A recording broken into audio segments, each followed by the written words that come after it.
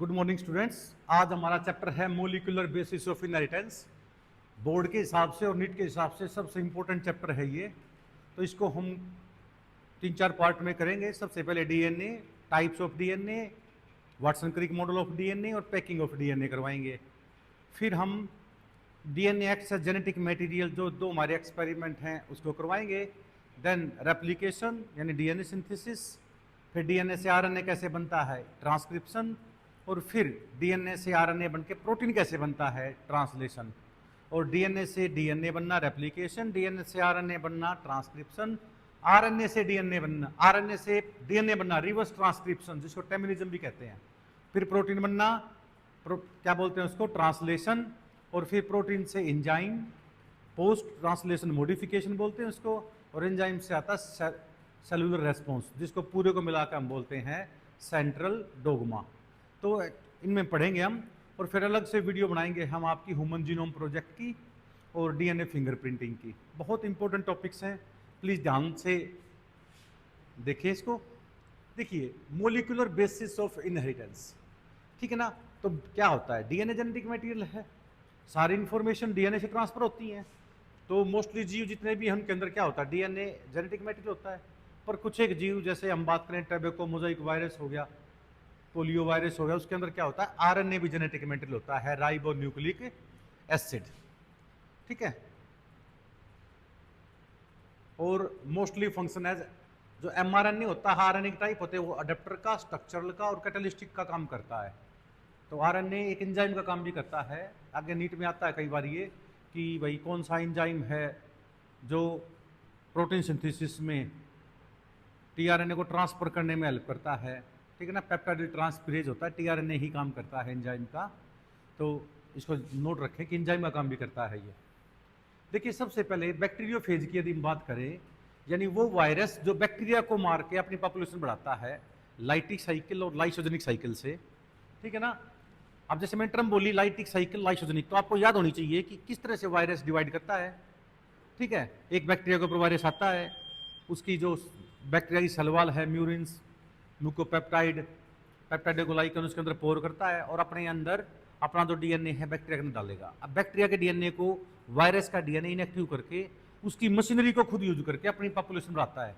इस साइकिल का नाम होता है लाइटिक साइकिल। और कुछ समय के लिए दोनों के डीएनए जुड़े रहे, उसका नाम होता है लाइसोजेनिक साइकिल। तो ये मोड ऑफ रिप्रोडक्शन है, how gene express in virus. तो लाइटिक और लाइसोजेनिक साइकिल मानते हैं उसको। तो बैक्टीरियोफेज के अंदर 5386 यानी 5386 बेस पेयर होते हैं। 5 × 174 नाम है इसका। लैम्डा फेज, लैम्डा बैक्टीरियोफेज जो होता है उसके अंदर 48,502 बेस पेयर होते हैं। ई कोलाई बैक्टीरिया जो हमारी इंटेस्टाइन में होता है, वाटर में प्रेजेंट होता है, वाटर पोल्यूटेड हो जाता है क्योंकि ई कोलाई इंटेस्टाइन में होता है और फेसेस मैटर के थ्रू पानी जाता है। तो वो वाटर पोल्यूशन इंडिकेटर होता है ई कोलाई बैक्टीरिया। कई बार हाथ पैर में चोट लग जाए, सर्जरी हो रखी हो, तो वहाँ भी ई कोलाई बैक्टीरिया जर्मिनेट कर जाता है, बहुत ज़्यादा इन्फेक्शन कॉज करता है ये। तो ये 4.6 × 10⁶ बेस पेयर होते हैं। और ह्यूमन की हैप्लोइड सेल में, एन का मतलब दिखा रखा है बेटा, ये हैप्लोइड, ह्यूमन की हैप्लोइड सेल के अंदर 3.3 × 10⁹ बेस पेयर होते हैं। 3.3 × 10⁹ बेस पेयर। और एक सोमेटिक सेल में यानी डिप्लॉइड सेल के अंदर 6.6 × 10⁹ बेस पेयर होते हैं। तो आधे कर दो हैप्लोइड में, ये हैप्लोइड है। नेक्स्ट आता है भाई न्यूक्लियोटाइड। न्यूक्लियोटाइड में क्या होता है बेटा, tide, T, nucleoside plus phosphate. यानी याद करने के लिए क्या करूं मैं, टाइड को, टाइड में दो चीजें होती है, नाइट्रोजनियस बेस होता है और पेंटोज शुगर होती है। यानी न्यूक्लियोटाइड के अंदर 3 चीजें होती हैं, nitrogenous base plus pentose sugar plus phosphate.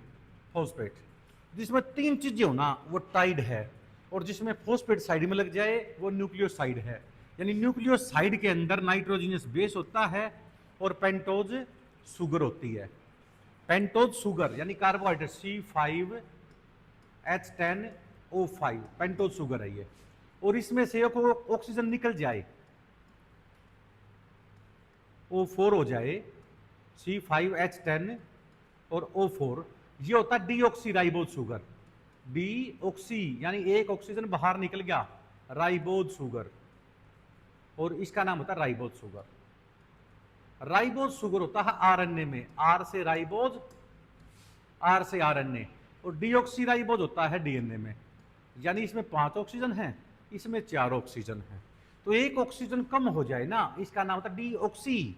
D का मतलब रिमूवल, ऑक्सी का मतलब ऑक्सीजन, किसमें से, राइबोज शुगर में से। और ये पेंटोज शुगर होती है। तो CN कार्बोहाइड्रेट का फार्मूला क्या होता है, CnH2n और ON। यानी यदि ये 5 है तो हाइड्रोजन 10 होंगे और ऑक्सीजन 5 होंगे, N होगी मान लो। तो ये राइबोज शुगर होता है, पेंटोज शुगर एक तरह का। इसमें कार्बन 5 होते हैं, हाइड्रोजन 10 होते हैं, ऑक्सीजन 5। एक ऑक्सीजन रिमूव हो जाए तो डीऑक्सीराइबोज शुगर बन गया, वो डीएनए में होता है। नेक्स्ट, नाइट्रोजनियस बेस 2 तरह का होता है, जिसमें डबल रिंग स्ट्रक्चर हो ना, डबल रिंग स्ट्रक्चर हो। नेट पर देख सकते हैं तुरंत, डबल रिंग स्ट्रक्चर हो नाइट्रोजनियस बेस, तो प्यूरिन आएगा। प्यूरिन 2 तरह की होती है, एडेनाइन और ग्यूवेनाइन। AG याद रख लो, AG का मतलब एडेनाइन, एडेनोसाइन बोलते हैं, और ग्यूवेनाइन ग्यूनोसाइन भी बोल देते हैं। यहाँ नेक्स्ट देखिए, पिरिमिडिन।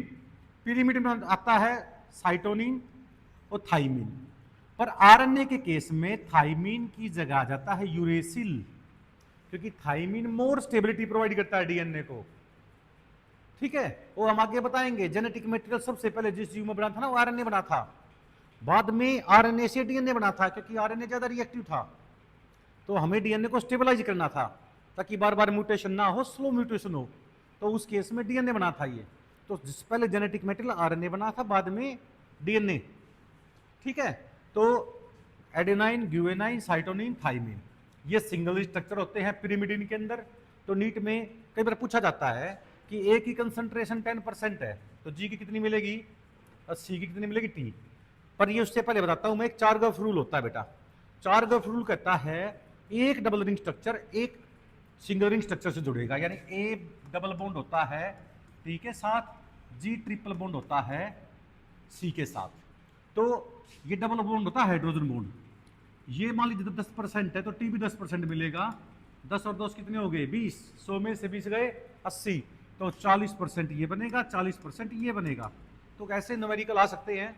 तो मान लीजिए टी की कंसंट्रेशन 15% है, तो ए की भी कितनी मिलेगी, 15%। 15 और 15 कितने हो गए, 30। 100 में से 30 गए 70, तो 35 जी और 35% सी, क्योंकि टोटल नाइट्रोजनियस बेस 100% मान लीजिए। तो ए और टी के बीच में डबल बॉन्ड होता है, तो ये थोड़े वीक होते हैं, वीक बॉन्ड होता है इनका। और इसमें जी और सी में 3 बॉन्ड होते हैं, तो ताकत थोड़ी ज़्यादा जुड़ा हुआ है इनका। ठीक है ना, तो इसको एनर्जी ज़्यादा चाहिए तोड़ने के लिए, तो ये स्ट्रॉन्ग बॉन्ड होता है। इसका मेल्टिंग पॉइंट ज़्यादा मिलेगा एज कम्पेयर टू ऊपर वाले से, ए डबल बॉन्ड टी से। तो आरएनए के केस में थाइमिन की जगह यूरेसिल आ जाएगा, और डीऑक्सीराइबोज की जगह राइबोज शुगर आ जाएगा। भाई ये 2 याद रख लो। और डबल स्ट्रैंडेड की जगह सिंगल स्ट्रैंडेड आ जाएगा। यानी डीएनए और आरएनए में मेन डिफरेंस क्या है, एक तो डबल स्ट्रैंडेड की जगह क्या बन जाएगा, सिंगल स्ट्रैंडेड। हालांकि कुछ वायरस है जिसके अंदर डबल स्ट्रैंडेड आरएनए भी होते हैं। डीऑक्सीराइबोज शुगर की जगह राइबोज शुगर आ जाएगा, और थाइमिन की जगह यूरेसिल आ जाएगा, ये ध्यान रखना। दूसरा हम बताएंगे इसके अंदर नाइट्रोजीनियस बेस और पेंटोज शुगर जुड़ी होती है ग्लाइकोसिडिक बॉन्ड से। किससे जुड़ी होगी, ग्लाइकोसिडिक बॉन्ड। जो ये जो बॉन्ड है, ये वाला जो बॉन्ड दिखा रखा है आपकी बुक में, ये तो होता है फोस्फोडाइएस्टर बॉन्ड, फोस्फोडाइएस्टर बॉन्ड। ठीक है ना। और ये जो बॉन्ड है यहां, ये वाला, ये होता है ग्लाइकोसिडिक बॉन्ड। यानी देखो, ये sugar phosphate, sugar phosphate, sugar phosphate, ऐसे जुड़ता रहेगा। तो शुगर और फोस्फेट जुड़ते हैं। शुगर का मतलब पेंटोज शुगर, 10वीं क्लास में था, ये ध्यान से सुन लो। इसका नाम होता है फोस्फोडाइएस्टर बॉन्ड। ये phosphodiester bond, phosphodiester bond, phosphodiester bond. ठीक है। और डीएनए के अंदर एक देखो फोस्फोरस वाला भाग होता है, ये 5 एंड होता है, और जो शुगर वाला जो दिखा रखा है यहाँ पे, वो 3 पोजीशन होती है। तो डीएनए के अंदर एक पार्ट तो 3 एंड होता है, एक 5 एंड होता है। और जो शुगर और फोस्फेट जो ये बेस लाइन बनी है, ये फोस्फोडाइएस्टर बॉन्ड की बनी है। और पेंटोस शुगर और नाइट्रोजनियस बेस के बीच में जो बॉन्ड है, ये वाला बॉन्ड है, इसका नाम ग्लाइकोसिडिक बॉन्ड होता है। और जो ये ए डबल बॉन्ड टी के साथ जुड़ेगा, ये हाइड्रोजन बॉन्ड होता है, ठीक है ना। टी डबल बॉन्ड ए के साथ, जी ट्रिपल बॉन्ड सी के साथ, सी ट्रिपल बॉन्ड जी के साथ। तो ये जो बॉन्ड है hydrogen bond, glycosidic bond, phosphodiester bond, क्या बोलेंगे इसको हमें, फॉस्फोडाइएस्टर बॉन्ड। अब देखो ध्यान से, इसी तरह एक एंड कौन सा बताया था मैंने, 5 end of the sugar phosphate जो होती है मोइटी एट 5 एंड, इसका नाम 5 एंड हो गया। और जो दूसरा होता है sugar has free OH group है, ये 3 एंड होता है। इसलिए यदि मैं किसी भी डीएनए का स्ट्रक्चर बताऊं ना आपको, तो ये ध्यान रख लो, ये 3 एंड है, तो सामने वाला कौन सा मिलेगा, 5। 5 के सामने 5 कभी नहीं मिलेगा, 3, और 3 के सामने वाला 5। तो ये याद कर लो। मान लीजिए ऐसे लिखता हूं मैं, ये 3 एंड है, तो अपने आप बताओ ये सामने वाला कौन सा होगा, वेरी गुड, 5। 5 के सामने वाला 3, और 3 के सामने वाला 5। They are antiparallel. कौन से होते हैं ये, एंटी पैरेलल। दूसरा,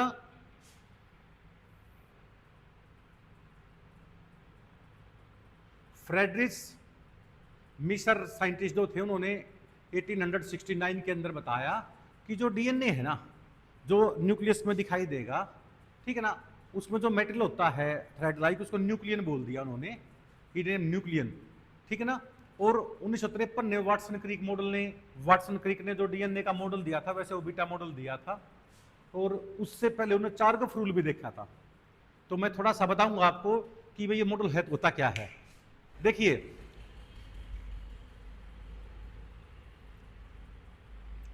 इसके अंदर क्या होता है, 3 and 5 and 5 and 3 and anti parallel हो गए, और ये ए डबल बॉन्ड टी से हाइड्रोजन बॉन्ड, जी ट्रिपल बॉन्ड 3 हाइड्रोजन बॉन्ड होते हैं, 3 हाइड्रोजन बॉन्ड। अब जो वाटसन क्रिक ने मॉडल दिया है, वो ये बताया, देखो ध्यान से, एक ये ऐसे कोइलिंग होती है डीएनए की, एक कंप्लीट रन के अंदर यहां से लेके यहां तक एक कंप्लीट रन हो गया भाई, इसकी जो लंबाई होती है 34 एंगस्ट्रोम होती है, और एक कंप्लीट रन में 10 बेस पेयर होते हैं। कितने बेस पेयर होते हैं, 10 बेस पेयर। देखो ए डबल बॉन्ड टी, ये एक बेस पेयर हो गया, जी ट्रिपल बॉन्ड सी, ये एक बेस पेयर हो गया, ठीक है। और ये राइट हैंडेड, एक दूसरे से जैसे चोटी बनाते हैं ना, ऐसे दो धागे जो होते हैं आपस में घूमे हुए होते हैं, कोइलिंग राइट हैंडेड ये होते हैं भाई। दूसरा देखो ध्यान से, एक कंप्लीट रन के अंदर 10 बेस पेयर होते हैं, 2 बेस पेयर के बीच की डिस्टेंस 3.4 एंगस्ट्रोम होती है। तो 10 को मल्टीप्लाई करेंगे 3.4 इंटू 10, तो टोटल आ जाएगा 34 एंगस्ट्रोम। इसलिए कंप्लीट रन में 34 एंगस्ट्रोम डिस्टेंस होगी, और यहां से लेकर यहां तक इसकी डायमीटर कितनी होती है, 20 एंगस्ट्रोम। वाटसन क्रिक ने ये मॉडल दिया था। इसकी 3 बातें याद रख लो। पहली बात तो एक कंप्लीट रन के अंदर 10 बेस पेयर होते हैं ऐसे। नंबर 2, डायमीटर इसकी 20 एंगस्ट्रोम होती है। किस में आते हैं ये, 20 एंगस्ट्रोम, 2 नैनोमीटर भी कह देते हैं, एंगस्ट्रोम में रखो, याद रहेगा। और ये राइट हैंडेड होती है। तीनों करेक्टर पता लग गए। यानी वाटसन क्रिक ने कौन सा मॉडल दिया था बेटा, बीटा मॉडल ऑफ डीएनए दिया था। ऐसे ही A B C D Z, ये एनसीईआरटी में नहीं है, पर जरूरी है पढ़ने, क्योंकि कॉन्सेप्ट भी क्लियर होता है जब आसपास में जानकारी लोगे आप, ठीक है ना। ये अभी पढ़ लोगे ना, 2 बार सुन लोगे तो एनसीईआरटी तुरंत याद हो जाएगी आपको एक एक। और अब की बार देखो पेपर कितना आसान आया हुआ था, डायरेक्ट क्वेश्चन बने हुए थे। तो देखो ध्यान से, A B C D Z याद रख लो।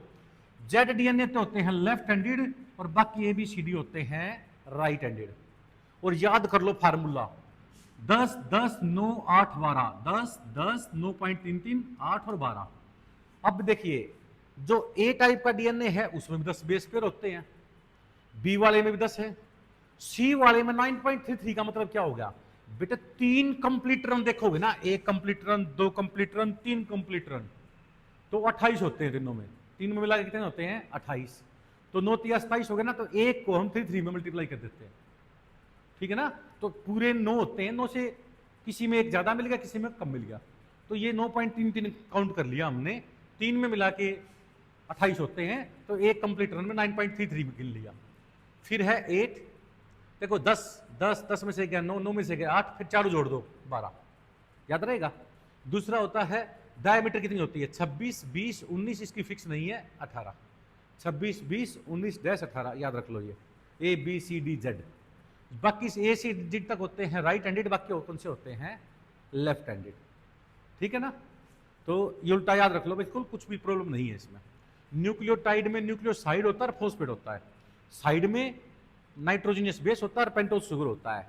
नाइट्रोजनियस बेस दो तरह का होता है, purine double ring structure, pyrimidine single ring structure. Purine में दो होते हैं, एडेनाइन ग्यूवेनाइन, ठीक है ना, और साइटोनिन में थाइमिन और एडेनाइन ग्यूवेनाइन, ठीक है ना, और इसमें क्या आएगा थाइमिन और साइटोनिन, और थाइमिन की जगह आ जाएगा uracil in case of RNA. Next देखिए, ये रहा, ये मॉडल दिखा रखा है डीएनए का। अभी मैं आपसे पूछता हूं, ये बॉन्ड कौन सा भाई, फॉस्फोडाइएस्टर बॉन्ड, फॉस्फेट और शुगर के बीच में, और शुगर और नाइट्रोजन बेस के बीच में कौन सा है, ग्लाइकोसिडिक बॉन्ड। ये ग्लाइकोसिडिक बॉन्ड है, ये वाला, ये वाला, ये ग्लाइकोसिडिक बॉन्ड है। और ये सारे ये जो दिखा रखे हैं ये हाइड्रोजन बॉन्ड होते हैं। और दो के बीच की डिस्टेंस वाटसन क्रिक के अनुसार 3.4 एंगस्ट्रोम होती है, ठीक है ना। अब दो के बीच में 3.4 है, और पूरी ह्यूमन जो सेल होती है ना 3.3 इंटू 10⁻⁹ बेस पेयर होते हैं स्पर्म में, एग में, हैप्लोइड सेल में, जर्म सेल में, और 6.6 इंटू 10⁻⁹ बेस पेयर होते हैं सोमेटिक सेल के अंदर। तो यदि मैं इसको इससे मल्टीप्लाई कर दूं 3.4 से, तो लगभग कितना आ जाएगा आपका 2.2 मीटर आ जाएगा, लगभग 1.25 मीटर के करीब डिस्टेंस बनती है इनकी एक डीएनए के अंदर। अनेक डाई से हमें सेल दिखाई देती, सेल के अंदर न्यूक्लियस दिखाई देता, और न्यूक्लियस के अंदर क्रोमोसोम दिखाई देता, क्रोमोसोम में डीएनए, और डीएनए की लेंथ इतनी है। तो कितना बायोमोलिक्यूल से केमिकल है ये, इतना कॉम्प्लिकेटेड स्ट्रक्चर देखो, ठीक है। नेक्स्ट आते हैं, ये वाटसन क्रिक मॉडल दिखा दिया, ठीक है। ये देखिए 20 एंगस्ट्रोम इसकी डायमीटर होगी, यहां से लेकर यहां तक कंप्लीटर होगा, एक की डिस्टेंस 3.4 है, तो 10 बेस पेयर हो गए, 34 हो गया, ठीक है ना। और इसको मैं 3.4 को 6.6 इंटू 10⁻⁹ बेस पेयर होते हैं, इससे मल्टीप्लाई कर दूं तो 2.2 मीटर के करीब हमारी जो होती है लेंथ आती है। कितनी आती है भाई, 2.2 मीटर्स के करीब, ठीक है। तो ये Watson Crick model of DNA था, नोबेल पुरस्कार मिला था उनको। और डीएनए से डीएनए बनना रेप्लिकेशन बोलते हैं, थोड़ा सा याद कर लो इसको, डीएनए से डीएनए बनना डीएनए रेप्लिकेशन, और एंजाइम काम करता है डीएनए पॉलीमरेज, डीएनए पॉलीमरेज। और ये डीएनए पॉलीमरेज डीएनए एंजाइम होता है, यानी डीएनए के ऊपर काम करता है, डीएनए बनाता है। अब डीएनए से आरएनए बनना ट्रांसक्रिप्शन, ये क्या करता है, डीएनए आरएनए एंजाइम होता है ये, यानी इसको बोलते हैं आरएनए पॉलीमरेज, आरएनए पॉलीमरेज, ये याद रख लो, बहुत इंपॉर्टेंट है ये आरएनए पॉलीमरेज, डीएनए से आरएनए बनाने वाला एंजाइम। और आरएनए से डीएनए बन जाए, इसको बोलते हैं रिवर्स ट्रांसक्रिप्टेज। ये है आरएनए डीएनए एंजाइम, मतलब पहले नंबर पे जो लिखे ना, इसके ऊपर तो काम करता है, आरएनए पे काम करके क्या बनाता है, डीएनए। तो जो आरएनए से डीएनए बनता है ना, उसके आगे थोड़ा सा सी लिख देते हैं, सी का मतलब होता है कॉम्प्लीमेंट्री डीएनए, यानी वो डीएनए जो आरएनए एज ए जो बेसमेंट जो टेम्पलेट यूज की वो आरएनए की करी गई है, आरएनए पे जो बना हो ना डीएनए, उसको सीडीएनए बोलते हैं, वैसे पहचान के लिए वैसे कोई फर्क नहीं होता। फिर आरएनए से प्रोटीन बनना ट्रांसलेशन कहलाता है, ठीक है ना। और प्रोटीन से फिर एंजाइम बनना, इसको बोलते हैं post translation modification, post translation modification. और इससे आता है सेलुलर रेस्पॉन्स, एंजाइम को भी काम करेगा तो सेलुलर रेस्पॉन्स आएगा। और इस पूरी इंफॉर्मेशन का नाम होता है बेटा सेंट्रल डोग्मा, यानी flow of information from DNA to RNA, RNA to protein to enzyme and cellular response occur in the cell, this is called central dogma. दोबारा सुन लो, डीएनए से डीएनए बनना रेप्लिकेशन, डीएनए पॉलीमरेज एंजाइम काम करता है। वैसे एक मैंने बताया था आपको, थर्मस एक्वेटिकस नाम का बैक्टीरिया 72 डिग्री पे भी डीएनए बना सकता है, पीसीआर टेक्नोलॉजी में यूज किया था हमने, क्योंकि वो बैक्टीरिया ज्वालामुखी जो होती है ना उनके वहाँ पे पाया गया था, और 90-100 डिग्री पे भी जिंदा रहता है और इस टेम्परेचर पे रेप्लिकेशन भी करता है। तो थर्मस एक्वेटिकस बैक्टीरिया है वो भी एक तरह का टेक पोलीमरेज बोलते हैं उसको। क्या बोलते हैं उसको? Taq polymerase. ये भी एक एंजाइम ऐसा है जो डीएनए एंजाइम होता है, यानी डीएनए एंजाइम का मतलब डीएनए पे काम करता है, नया डीएनए बनाता है। डीएनए से जो आरएनए बनाए तो डीएनए पे काम करके आरएनए बनाने वाला एंजाइम होता है ये डीएनए आरएनए एंजाइम। इसको आरएनए पोलीमरेज कहते हैं। और आरएनए से डीएनए बनाए टेमेनिज्म, रिवर्स ट्रांसक्रिप्शन एंजाइम का नाम होगा रिवर्स ट्रांसक्रिप्टेज एंजाइम। और ये आरएनए से डीएनए बनाने वाला एंजाइम है, यानी आरएनए पे काम करेगा, डीएनए बनाएगा। तो ऐसे डीएनए जो आरएनए से बनते हैं उसको सीडीएनए बोलते हैं। इससे प्रोटीन बनेगा, प्रोटीन से एंजाइम और सेलुलर रेस्पॉन्स आ जाएगा। ठीक है ना? अब बेटा आपको पता है डीएनए के ऊपर होता है ओवरऑल नेगेटिव चार्ज। डीएनए के ऊपर क्या होता है? Negative charge. तो सीधी सी बात है, डीएनए ऐसी जगह है जैसे बैक्टीरिया होता है। मान लीजिए हम बात करते हैं बेटा बैक्टीरिया की, तो बैक्टीरिया में ये प्लाज्मा मेम्ब्रेन अंदर साइड में फोल्ड होती है, इसको बोलते हैं मीजोसोम। और जेनेटिक मटेरियल होता है, एक ही न्यूक्लियस होता है, एक ही डीएनए का छोटा सा टुकड़ा होता है इसमें, इसको न्यूक्लियोइड बोलते हैं। न्यूक्लियोइड ऐसी जगह मिलेगा जहां पे चारों तरफ पॉजिटिव चार्ज हो, और डीएनए क्या होता है? Negative charge. इसलिए ऐसी बॉडी का नाम प्रोटोक्रोमोसोम, न्यूक्लियोइड, जीनोफोर बोल देते हैं। तो ये वेल डिफाइंड न्यूक्लियस नहीं होता इसके अंदर। अब क्योंकि हमारा 2.2 मीटर यानी 2.25 मीटर लंबा डीएनए है हमारी सेल के अंदर, और सेल को हम नेक डाई से देख नहीं सकते, और वो है न्यूक्लियस के अंदर जो रॉबर्ट ब्राउन ने न्यूक्लियस को ढूंढा था, और सेल के अंदर सेल नहीं दिखाई दे रही हमारे को। तो सोच के देखो 2.2 मीटर लंबा किस तरह से छोटी सी एक सेल के न्यूक्लियस में पैकिंग होकर रखता है। तो हम बताएंगे this is called packing of DNA. अरे मान लीजिए आपको अपनी रजाई लेके जानी है, श्रीनगर जा रहे हो घूमने के लिए आप, ठीक है ना? तो ऐसा थोड़ा ना आप ऐसा करके फैला के ले जाओगे, आप उसको बड़ी जगह पैक करोगे ताकि कम से कम स्पेस घेरे वो। तो पैकिंग किया ना आपने, इजी टू ट्रांसपोर्ट हो। तो ये जो होता है ना डीएनए नेगेटिव चार्ज है, तो सीधी सी बात है ये ऐसे प्रोटीन से पैक्ड होगा जो पॉजिटिव चार्ज होगा, तभी तो स्टेबलाइज होगा स्ट्रक्चर। तो उस प्रोटीन का नाम होता है बेटा हिस्टोन प्रोटीन। क्या नाम होता है? Histone protein. अब देखो ध्यान से, ये रहा 20 एमिनो एसिड होते हैं। 20 एमिनो एसिड से हमारा पूरा शरीर बना है। इसको मैजिक 20 बोलते हैं। क्या बोलते हैं इसको? मैजिक 20। बेसिक एमिनो एसिड कौन से होते हैं? थोड़ा सा स्ट्रक्चर बता देता हूं आपको, प्रॉब्लम नहीं आएगी। सेंट्रल कार्बन, ये OOH कार्बोक्सिलिक ग्रुप, ये NH2 ग्रुप, और ये हाइड्रोजन, और ये होती है hydrocarbon chain. Normal amino acid का फार्मूला ये होता है, यानी mono amino mono carboxylic acid. ये ऐसे एसिड जिसमें एक एसिड को एक बेसिक ग्रुप हो, ये होता है न्यूट्रल एमिनो एसिड। और न्यूट्रल एमिनो एसिड टोटल 16 होते हैं भाई। इस हाइड्रोकार्बन चेन का स्ट्रक्चर चेंज होता है बस।